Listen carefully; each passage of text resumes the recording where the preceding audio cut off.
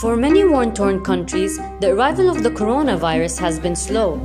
But now it's spreading in Gaza, Syria, Afghanistan, Iraq, and beyond. How can people in these fragile countries take preventative measures? How can you social distance yourself in an overcrowded camp? How can you wash your hands regularly when there is no running water, let alone soap or sanitizer? If corona can overwhelm well-equipped, well-functioning hospitals in Europe, what happens in Yemen, where half the healthcare facilities are not functional? Or Somalia, where there are 9 hospital beds for every 10,000 people? But it's not hopeless. We have fought other outbreaks: cholera, Ebola, scabies, and tuberculosis. We know that rapid action can help avert the worst. When cholera first hit Yemen, more than 1 million people were affected, the worst outbreak in recorded history. And cholera, unlike corona, can kill in a matter of hours through extreme dehydration. We saved lives by providing clean water, improving sanitation, and supporting hospitals with essential medicines. Now, to fight corona, we are working hard in countries like Syria to ensure clean water is accessible, that sanitation systems are functioning, and soap is in all our aid packages.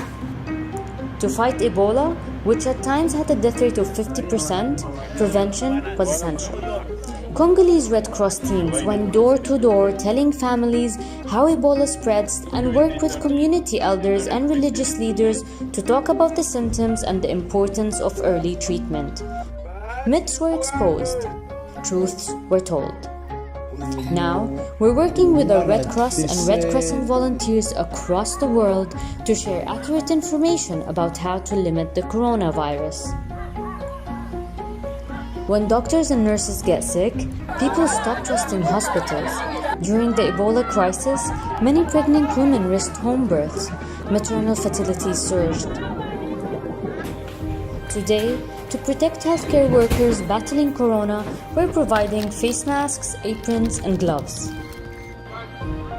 We also know that triaging patients is very important to limit viruses.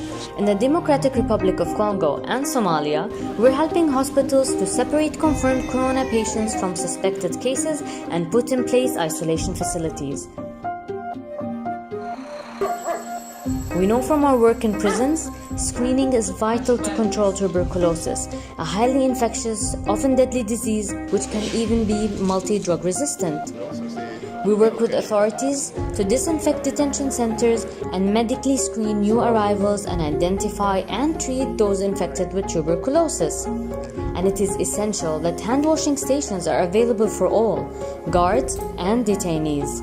These measures are effective for tuberculosis and they can help limit corona. Syria, Gaza, and South Sudan have closed their schools. Iraq has a nationwide curfew. In Yemen, ports are closed and new arrivals tested for the virus. These fragile countries are taking action. So will we. In prisons, refugee camps, damaged hospitals, we will help.